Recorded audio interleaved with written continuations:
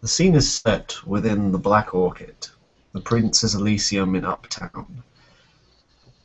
Scarce few hours before various neonates of the city have been called forward for a meeting with the Prince, the Malkavian harpy Megan Maitland arrives at the Odyssey.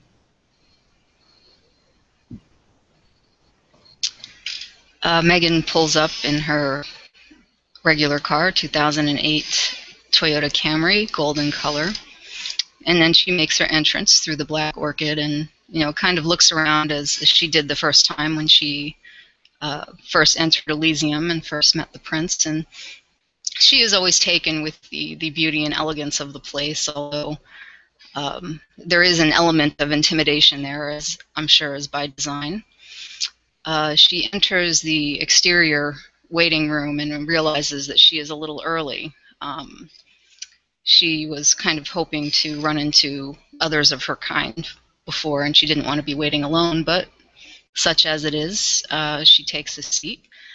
She's not dressed as she normally is. She put on a decent pair of pants and a blazer. She does not dress in the current fashions of the day, which would be, those short skirts and garish stiletto heels. It's simply not her style.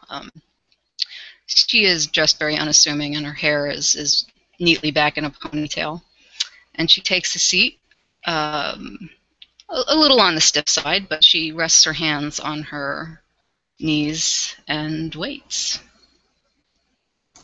Moving through the Black Orchid in its usual security, it's very different from the Elysium in which you've taken place. The nightclub itself is open to the general public once again.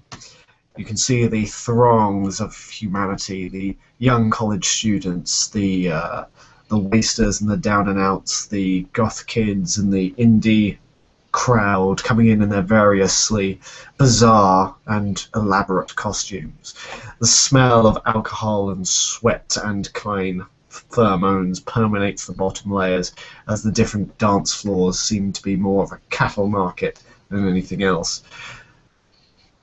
However, once you go through the sliding, hidden panelled doors, guided by the staff who are in the know, the place takes on an eerily quiet feel. The deep bass no longer permeates through the floorboards, and you navigate your way through to the rather small waiting room where there's just a simple couch, a sort of semi-faded pot plant. And you wait there for around half an hour before you hear sounds of movement. And then out of nowhere, a large piece, basically a large sort of canvas with a drape over it, is being carried by two men.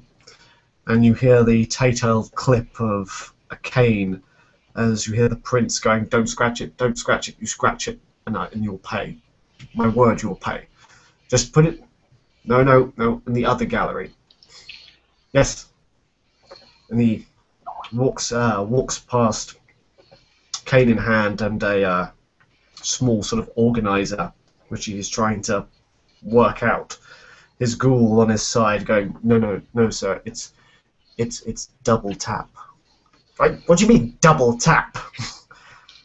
So they just press it and it works. Eventually, the two come into view, and he takes place. He throws the, or pretty much just sort of launches the organizer away and sends his ghoul to go and refetch it. You do it. I'll learn tomorrow. Oh, Miss Maitland. Apologies, you seem to be a little early. She was regarding the entire scene, with a measure of interest. This is obviously a little bit of a side of the Prince she has not seen before, and she looks with a measure of interest and trepidation, especially as he launches the book across the room. However, when he regards her, she does stand, and then she nods. Good evening, Prince Danshope. I apologize, I do seem to be a little early. Oh, no, no. Punctuality is a virtue in itself. Please, Miss Maitland, sit down. He says he sort of leans against the wall opposite, sort of propping himself up with his cane. Geoffrey, can you make sure that those buffoons don't crack it? A little, let's just say, retail therapy. Kind of presented at the next Elysium. Do you like art? She looks over, I guess, at the, regarding the canvas that had been going by, and she said, well, honestly, I was more of a writer, but I've been to a gallery or two in my time. Yeah, it's one of my little, I suppose, passing interests. I always did appreciate the arts. Absolutely untalented myself, although I am learning piano. Slowly but surely. Nowhere near my teacher's grade yet, but, well, with all time in the world. She nods. She is a little surprised at the small talk. However, she's not unpleased with it. She says, I have to say this is a very elegant area you've set aside. I'm pleased that you saw fit to call us for this evening early. Well, I'll let you in a little secret, Miss Maitland. This section is part of the original building. The Black Orchid in its original form, under its previous owner, was attacked viciously by... And he stops, suddenly just realizing who he's talking to, by a renegade kindred.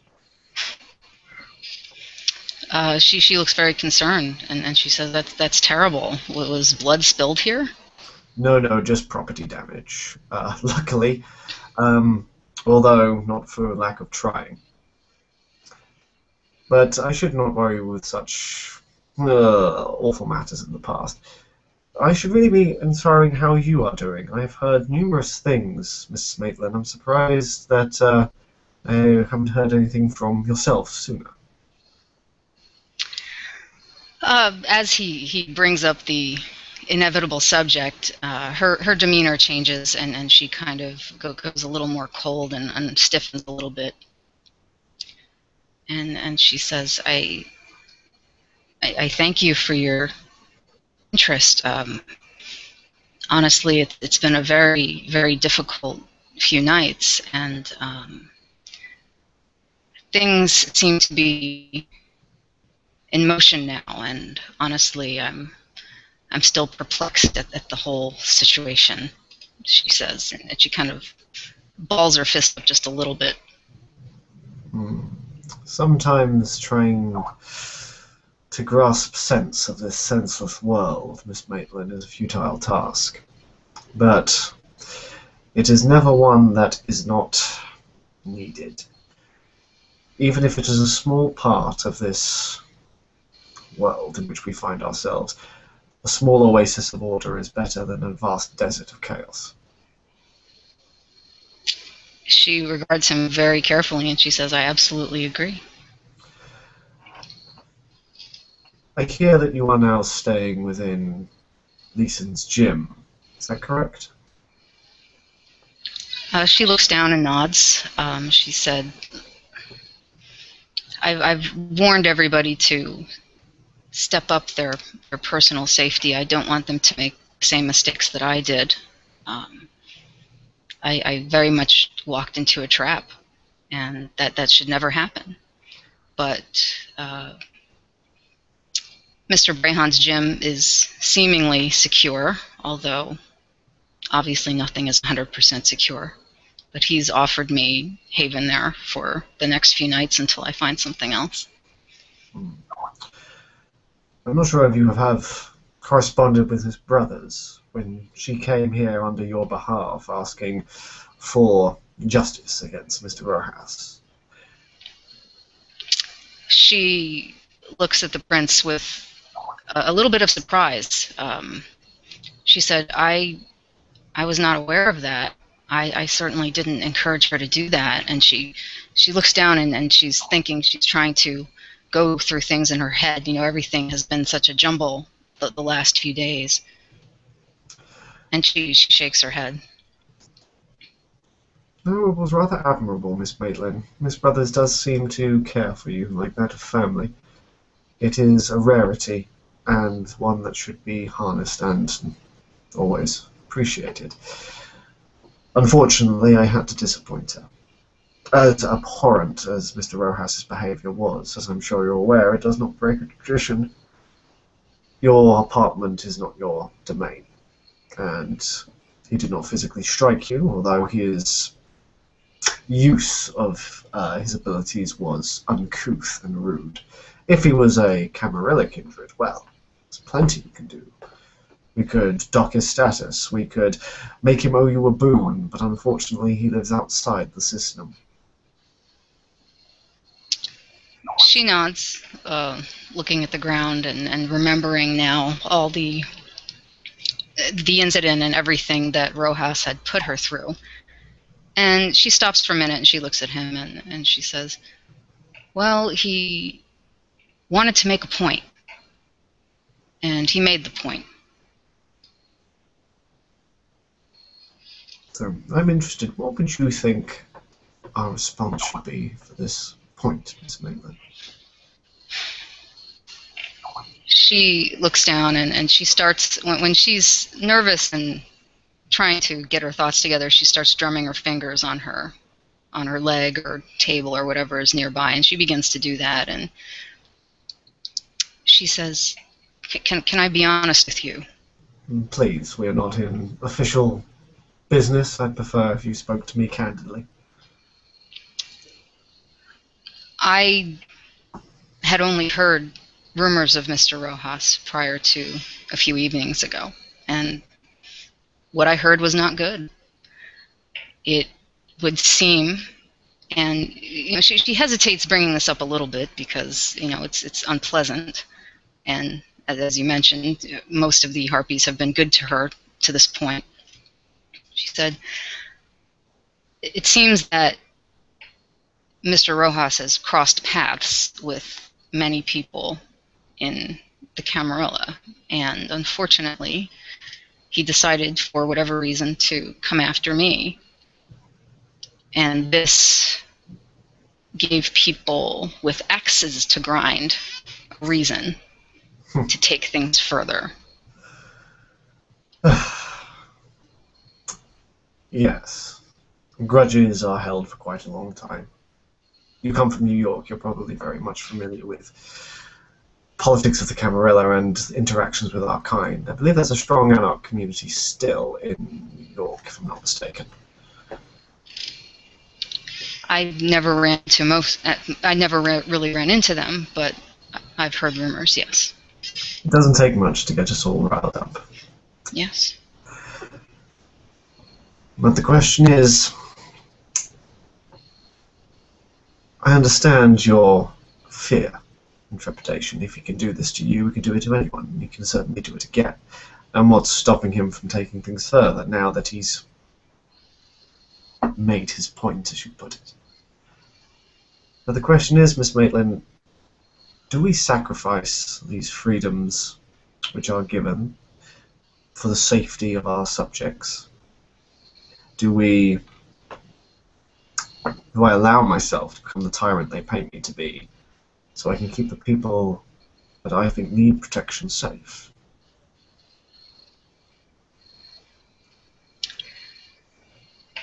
So you're asking if official action is taken, you would be sticking your neck out for me, essentially. Any action I do is sticking my neck out, Miss Maitland. Even doing nothing is an action. It's a statement, it puts precedence.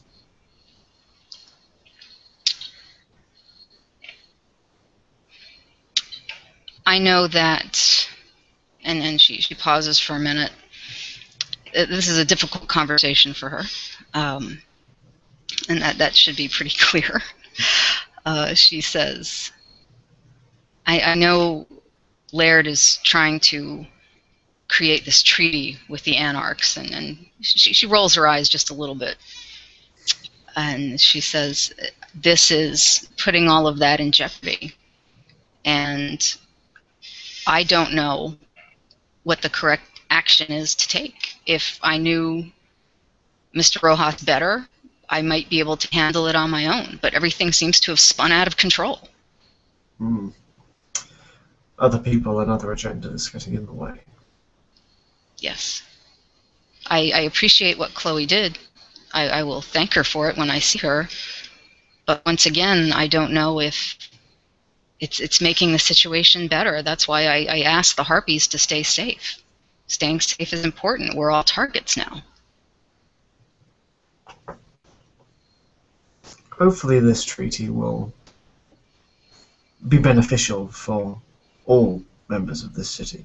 The Anarchs will follow more to Camarilla rule, and we will be less inclined to, well, show our displeasure, so we can live peacefully. But Mr. Rojas, I don't think, will live under this new order. He is too set in his ways, too much the Anarch of the Free States, and if it's not his way, it's the highway. He's obviously shown his abhorrence to anyone that he even thinks might disagree with him. But it doesn't mean you're powerless, Miss Maitland. I'm sorry, could you repeat that? It doesn't mean that you're powerless, Miss Maitland. He hasn't taken that from you, and he never will. The prince leans a bit more on his cane. The traditions are up until destruction.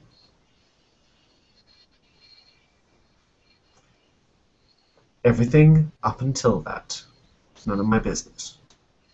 It's kindred doing what they want. There are 3 ways to survive when someone has got you. Either outthink them, shore up your defenses, or shore up your offense. Now you're a Malkavian. Do you follow the teachings of domination, or are you more a philosopher of the sight?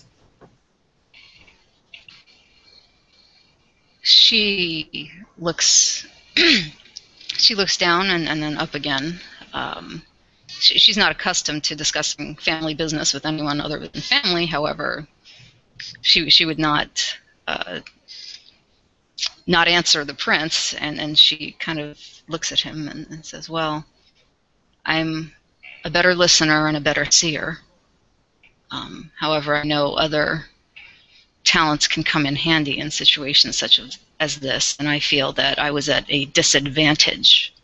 She's setting her jaw just a little bit with the Anarch. Very much so. The sight is an exceedingly useful tool. It often can warn you in signs of danger when you do not see it coming, but it is not infallible, which is often mistaken. As I'm sure you're aware, you're kind of much more adept at the sight than I think any other, or at least any other I've met. However, I do believe you are also talented in, like our clan, in domination, which is an all-or-nothing premise. If you are not aware, only affect kindred of lesser blood than yourself, which, depending on your enemy, can either be an ace in the hole or stuck with a pair of 2s. Excuse me, I've been running that casino for too long. I'm using my damn analogies. I thought I had a better vocabulary. Apologies. It's all right. She says, it's interesting you bring up the casino. Rojas had a poor opinion of you. He mentioned that you tried to kill him for no reason over a poker game. Miss Maitland, if I wanted to kill Mr. Rojas, do you really think he'd still be alive? No, I do not, she says firmly. The man just needed a lesson in manners. and I had acquaintances that wished to do that for me for other favours. I won't bore you with the details. But he is more elusive than he makes on. A talented individual in some respects, just not anything that any cerebral matters. I understand, she says and nods. Well, I take interest in how you're going to play this, Miss Maitland. I do enjoy twos and fro's of vampire politics.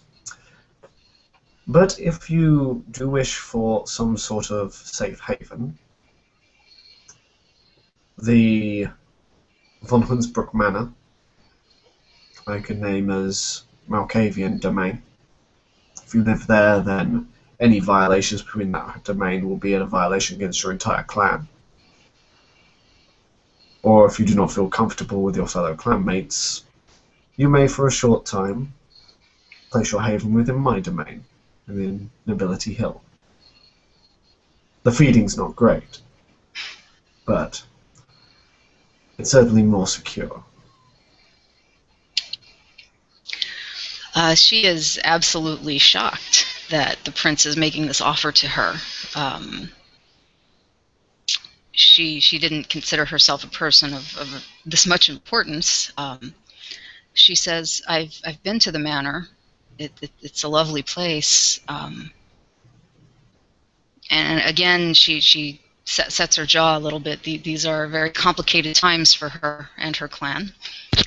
She says, my issue is that George Walker has access to the manor at this point.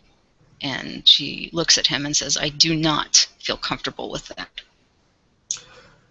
Yes. Do you think Haikal is a little bit too soft on Mr. Walker? He is an anarch, after all, not really a member of your clan.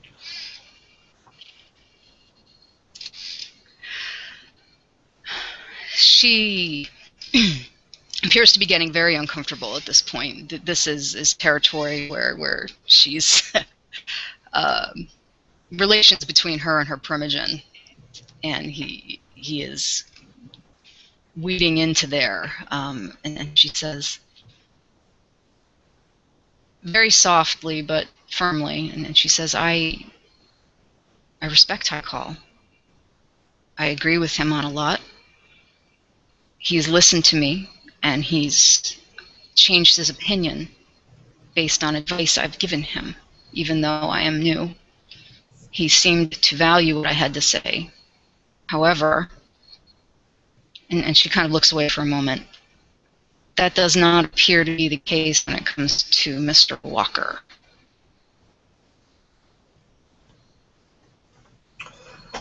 I hear all sorts of things about Mr. Walker. Sorry, I can see you're uncomfortable. I will not pry any further into clan business. I'm simply curious. So, the offer is there if you need it. However, I understand the need for pulling your own weight. You are quite in luck, actually. Your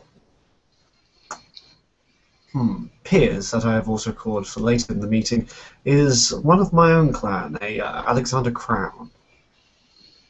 He's been here in the city longer than I have. Very capable man. He runs the security firms for the clan Ventru. Perhaps that might be of interest for you to trade some favors if you are worried about security. Absolutely. She nods as she's listening, and she's working things out. I believe I've heard Mr. Rehan mention Mr. Crown once or twice. He's a good sort. Eccentric in his own way, but aren't we all? Very loyal when you win that trust, and a good fighter if you need someone to, well, a little bit of extra protection doesn't hurt. She responds very quickly, and she says that is high on my list in the coming nights. You mentioned pulling your own weight. I absolutely need to do that. I don't want to be put in that position again, ever. I sympathise, Miss Maitland. I am not a physical kindred.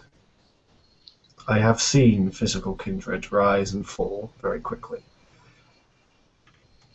But do not underestimate the power of your mind and your ability to garner allies, for that will see you through the harder times better than a sure shot or a swift blade. She listens intently. This is something she has not heard. Most kindred she speaks with, use the fist rather than the mind. Do you play chess? She smiles slightly. She said, my father, my mortal father, tried to teach me, but he seemed to think that girls weren't any good at it. So he kind of stopped when I was 12 or 13, but I have fond memories. Absolutely nonsense. The eventual champion of chess is a woman, Anna Bowles. And he says, like beckoning her over, he's gonna, as he starts walking down the corridor, Queen Anne Bowles of London, absolutely amazing chess player. Never had the chance to cross blades with her myself, but just watching it, it would take. I hear that the longest one was against the Toreador Prince of Paris, and that took around a decade to complete. In our clan, it's essential to learn chess. Our sires insist. Metaphor of rulership, something. I'm sure Mr. Brehon has also compared vampire politics to chess. It is something that we are taught. And he brings you into basically a small room. It's nothing like particularly fancy or grand. It's literally just a sitting room. It has just a couple of fold-out chairs, probably for staff or whatever. And he pulls out a very, very old sort of like battered box. You can see that there's other board games like stacked, like Monopoly and Clue, I believe the Americans call it. And he puts it down and he starts to put up the pieces. Now the wonderful thing is just knowing when to parry and when to retort. You can think of this about most people that you meet. Some people, like Chloe Brothers, are firm allies. And he motions towards the back line. These are the people you want to keep close. And other people are more acquaintances. People who want to do things but for always a give-and-take relationship. These are the pawns. They make up the scenery more than they do the actual offense.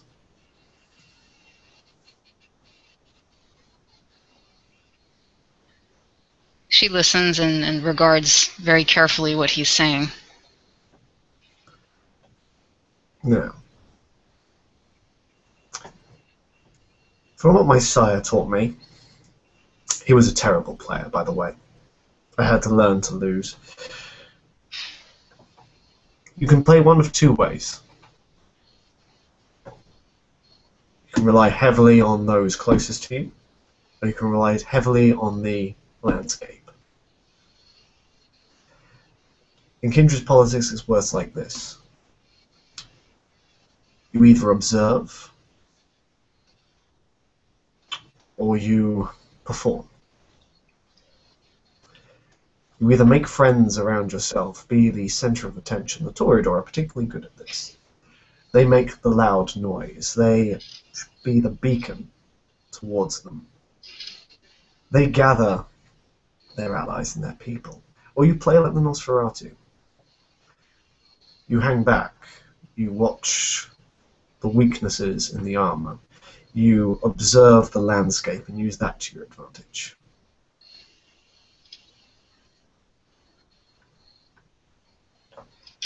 She nods. What are the chess pieces made of? They're just like John sort of. If you like sort of look quizzically at the beaten expression of them, He's sort of like embarrassed because he's got a much more expensive one at home. This is just for the staff to use. In fact, there's like some pieces missing that they're using with drafts pieces instead. They're like little bits of wood. Okay. The paint's chipping off slightly. So if she reached forwards for just one of the pawns to pick it up, he wouldn't stop her, would he? No. Okay. As he's speaking, almost kind of absent-mindedly, she picks up one of the pawns near the corner and she holds it in her hand, remembering two things, remembering, the kind of failed lessons with her father and the very astute information the prince is giving her. And she said, but as you say, some people don't play the game. No. But chess is more than just what's on the board. It's observing your opponent. It's the room. It's the area around. It's the fact that I am the prince and you are the harpy. It is the fact that I am English and you're American. I believe you're American, is that correct? I am. Also means I have been in the city for a long time, you are a newcomer. That's both an advantage and disadvantage on both our parts. And there's always the wild card. You're a Malkavian. The pieces move differently for you. She nods kind of a little bit grimly, but she understands exactly what he's saying. So you're saying I should think about either making a move or observing at this point. I'm not sure, Miss Maitland. I was just merely speaking about chess, he says wryly, with a grin. She nods and she regards the piece for a moment and then she replaces it. And she says, I have so much to think about and so much to do, but I know that whatever it is, I will always do right by this city. I need this city to be safe, just like you do. There's always wisdom in knowing your limitations. What you need and what you can discard. And you are right. I do need this city. And I need this this messed up city. I tried to get away from it, spent my time enjoying myself away from the politics, and it nearly killed me. Some of us shrink at conflict, Miss Maitland. Some of us thrive on it.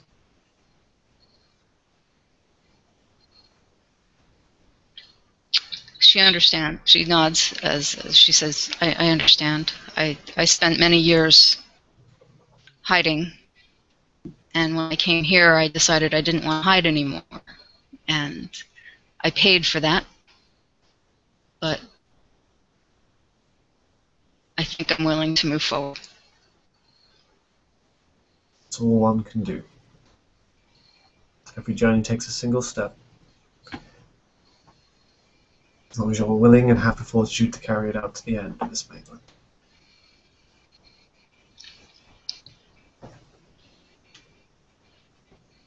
Well, I'm sure I have bored you for quite a while now.